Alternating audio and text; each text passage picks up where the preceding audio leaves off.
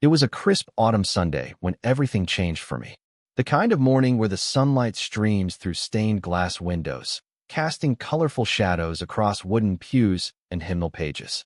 I remember it so vividly. The way the church smelled of old books and furniture polish, the soft murmur of conversation before service began, and how my heart seemed to beat in rhythm with the church bells that morning. My name is Ethan, and I've attended First Baptist my entire life, just like everyone else in our small town of Millfield. Our community is close-knit, traditional, and predictable, 3 words that I both cherished and resented, depending on the day.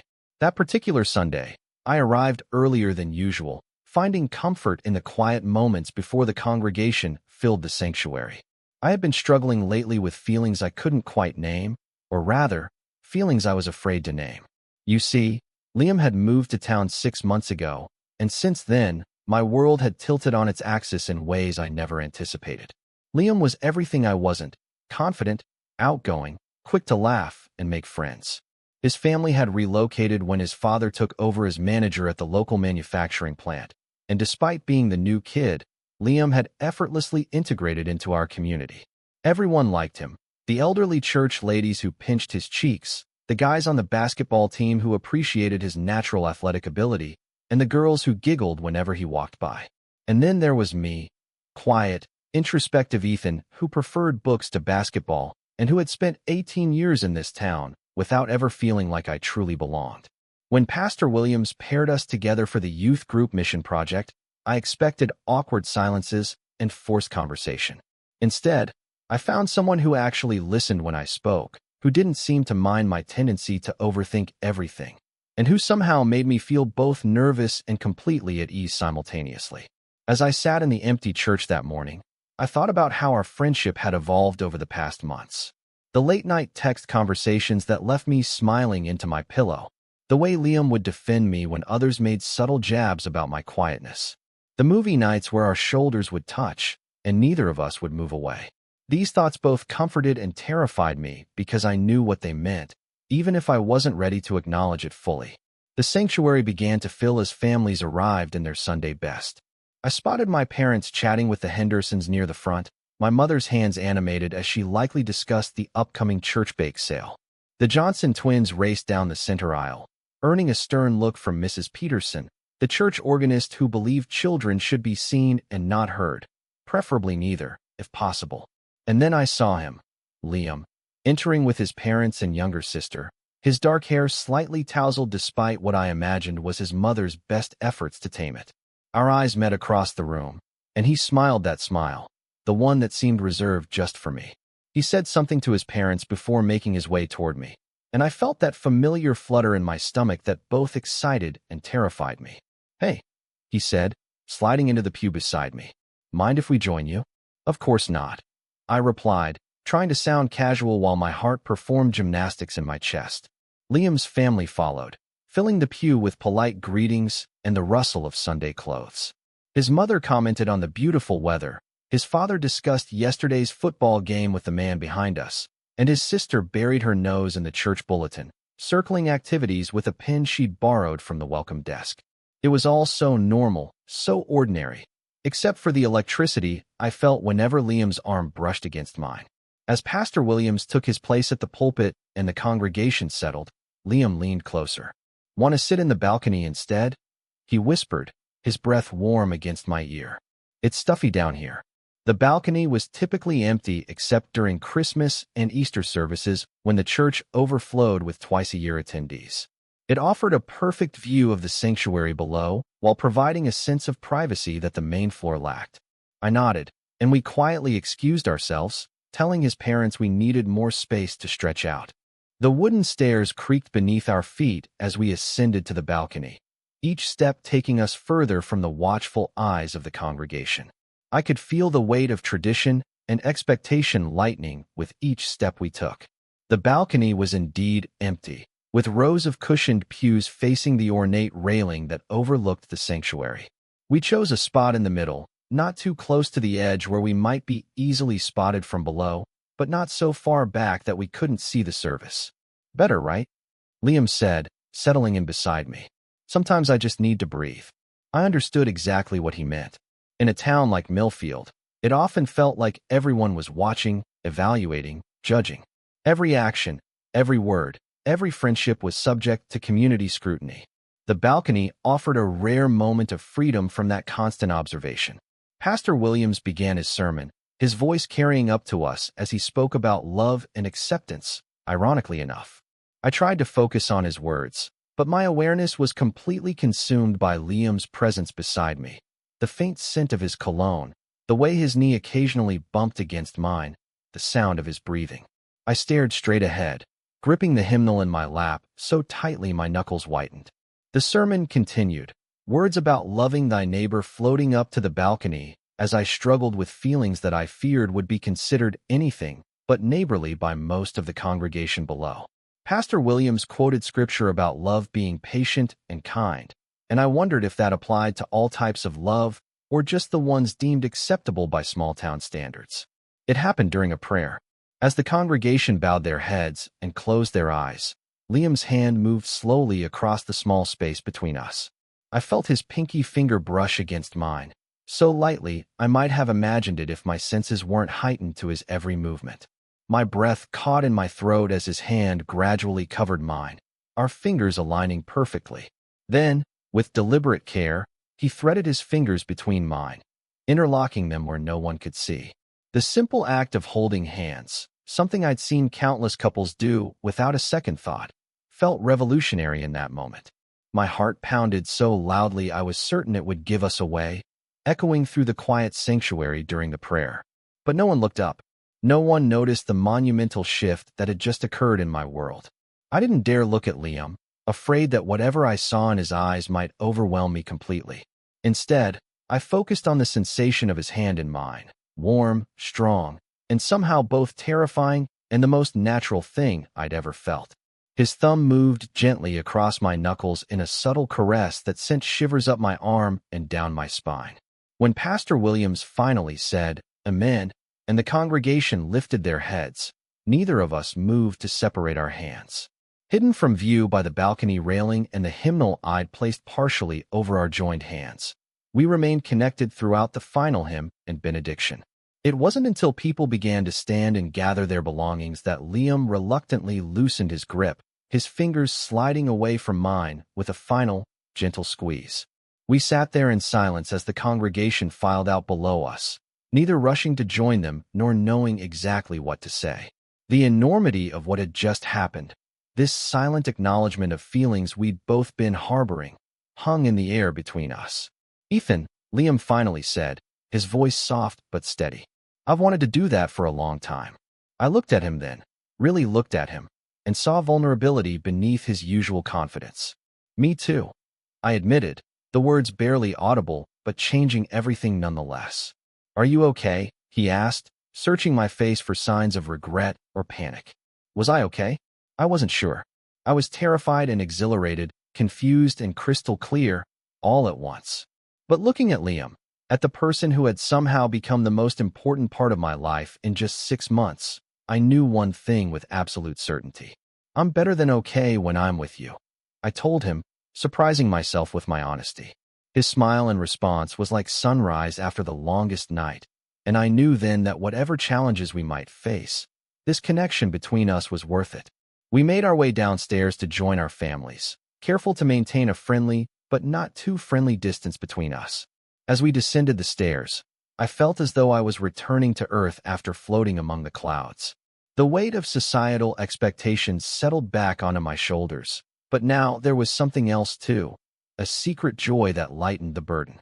The days that followed were filled with stolen moments and silent communications. A text message asking to meet at the creek behind my house. Homework sessions in my bedroom with the door cracked open as my mother required, our knees touching under the desk. Drives in Liam's car to the next town over where we could walk through the park with our hands intertwined, anonymous among strangers. We talked about everything during those private moments.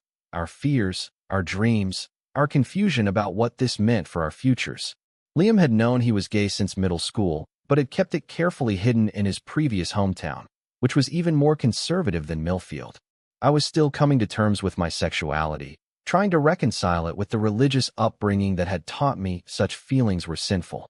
"I don't think God makes mistakes," Liam told me one evening as we sat by the creek, watching the sunset paint the water in shades of gold and pink. "And I don't think loving someone can ever be wrong, no matter who they are." His certainty was comforting, though my own doubts lingered. I thought about my parents, who had always been loving but who also nodded in agreement whenever Pastor Williams spoke about traditional family values. I thought about my future in this town where gossip spread faster than wildfire and difference was rarely embraced. "I'm scared," I confessed to Liam. Not of this, of us, but of everything else. He took my hand then, a gesture that was becoming more natural with each passing day. "Me too," he admitted. "But I'm more scared of pretending to be someone I'm not for the rest of my life." The weeks turned into months, and our relationship deepened in the shadows of our small town. We became experts at navigating the complex geography of acceptance and rejection, finding safe spaces and supportive allies. My best friend Jessica figured it out almost immediately, offering her unconditional support and occasionally serving as our cover story when we wanted time alone. Liam's sister caught us holding hands in their basement while watching movies and simply rolled her eyes, declaring, "It's about time you two admitted it," before swearing herself to secrecy. But there were painful moments too. Overhearing classmates use homophobic slurs in the hallway. Watching Liam's father change the channel whenever a gay character appeared on television. Sitting in church each Sunday, hearing messages that seemed to condemn the love growing between us. During those times, the church balcony became our sanctuary within a sanctuary, the one place where we could sit close, occasionally hold hands, and be ourselves without fear of discovery. It was in that balcony, 3 months after that first hand-holding, that Liam first whispered, "I love you," during another prayer. The words washed over me like baptismal water, cleansing away doubt and fear, if only temporarily. I squeezed his hand in response, unable to voice the words, but hoping he could feel them in my touch. Later that day, alone by the creek, I finally said them back, watching his eyes light up with a joy that made every risk seem worthwhile. Our careful navigation of Millfield's social landscape might have continued indefinitely if not for what happened during the spring revival service. The church was more crowded than usual, with visiting pastors and congregants from neighboring towns filling the pews. Liam and I took our customary place in the balcony, feeling relatively safe among the handful of elderly couples who preferred the higher vantage point. The visiting preacher was more fiery than Pastor Williams, his sermon focusing on the moral decay of society. As his rhetoric became increasingly hostile toward the LGBTQ+ community, I felt Liam tense beside me. His jaw clenched, his breathing quickened, and I could see the hurt and anger building in his eyes. Without thinking, I reached for his hand, wanting to comfort him in the only way I knew how in that moment.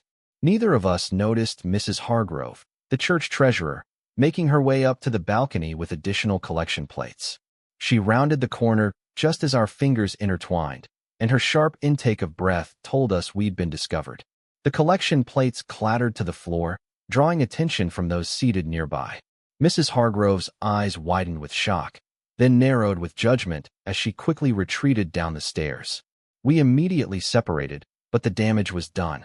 By the time the service ended, Mrs. Hargrove had whispered to her husband, who whispered to the head deacon, who gave us a long, disapproving look as we descended from the balcony. The secret was out, spreading through the congregation like a virus. The following days were a blur of confrontations and revelations. My parents sat me down for a talk that began with expressions of concern and ended with my father's red-faced declaration that no son of his would choose that lifestyle. Liam's parents reacted similarly, his father suggesting military school might straighten him out. We were banned from seeing each other outside of school, our phones were monitored, and the church balcony was suddenly off-limits to anyone under 21. But something unexpected happened amid the turmoil. As word spread through town, not everyone reacted with condemnation. Jessica's parents invited both of us to dinner, making it clear their home was always open to us. My English teacher, Ms. Reynolds, pulled me aside to tell me about her wife in the next county over and how they had found happiness despite similar challenges. Even Pastor Williams, after an initial uncomfortable conversation about praying for guidance, surprised me by saying that while he was still wrestling with his theological understanding, he believed God's love extended to everyone and that the church should be a place of compassion, not condemnation. These pockets of acceptance gave us courage. One Sunday, about a month after our discovery, Liam and I arrived at church separately, but with a shared plan. When the congregation was invited to come forward for prayer, we both rose from our seats in different parts of the sanctuary. We met at the altar, and in full view of everyone, Liam took my hand in his. A hush fell over the church. I could feel the weight of hundreds of eyes upon us, some curious, some angry, some filled with unexpected compassion. Pastor Williams, to his credit, didn't miss a beat. He placed a hand on each of our shoulders and continued the prayer, asking God to bless and guide all those present, especially those facing challenges and seeking understanding. That moment at the altar didn't magically solve everything.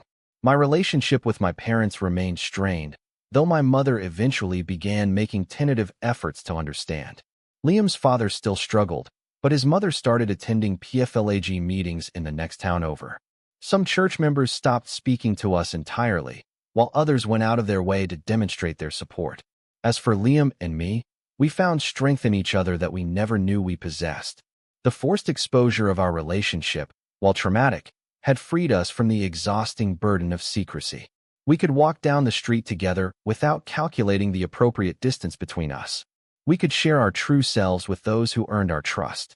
We began planning for a future beyond Millfield, college applications to schools in more accepting areas, dreams of a life where our love wouldn't be considered controversial. On our one-year anniversary, we returned to the church when it was empty. The janitor, Mr. Peterson, had always been kind to me and pretended not to notice as we slipped inside. We made our way up to the balcony, sitting in the exact spot where Liam had first threaded our fingers together. "I never thought we'd end up here," I said, looking out over the empty sanctuary. "Not just in this balcony again, but here, together, after everything." Liam smiled, taking my hand openly now, no hymnal needed for cover. "I always knew," he said with that confidence I'd come to both admire and rely on. "From the moment I met you, I knew you were worth fighting for." As we sat there, hands intertwined where once they had to hide, I realized that the church looked different to me now. It was no longer just a place of tradition and judgment, but also a place where our love had been born, tested, and ultimately strengthened. The same walls that had witnessed our fear had also witnessed our courage. The same community that had caused us pain had also revealed unexpected allies. Most importantly, I realized that the true sanctuary had never been the building or even the balcony. It had been what we created between us. A space of acceptance, understanding, and love that no sermon could diminish and no judgment could tarnish. "I love you," I told him, the words coming easily now after months of practice. "I love you too," he replied, leaning in to rest his forehead against mine. In that quiet moment, with sunlight streaming through stained glass and casting rainbows across our joined hands, I felt a peace I'd been searching for my entire life. We still had challenges ahead, college decisions, career paths, the ongoing work of helping our families understand. But we would face them together, fingers threaded, hearts aligned. And it had all begun here, in this church balcony, with a simple act of courage, his fingers threading through mine where no one could see. A private moment of connection that had set us on a path neither of us could have anticipated, but that had led us, ultimately, to a more authentic life and a deeper love than I ever thought possible in my small-town world. As we left the church that day, walking hand in hand through the front doors rather than sneaking out separately, I felt gratitude for that first moment of connection, for Liam's bravery in reaching across the space between us, for the journey it had started, and for the future it had made possible. A future where we could stand in the light, fingers intertwined, facing whatever came next, together. Total _char_count, 18,634.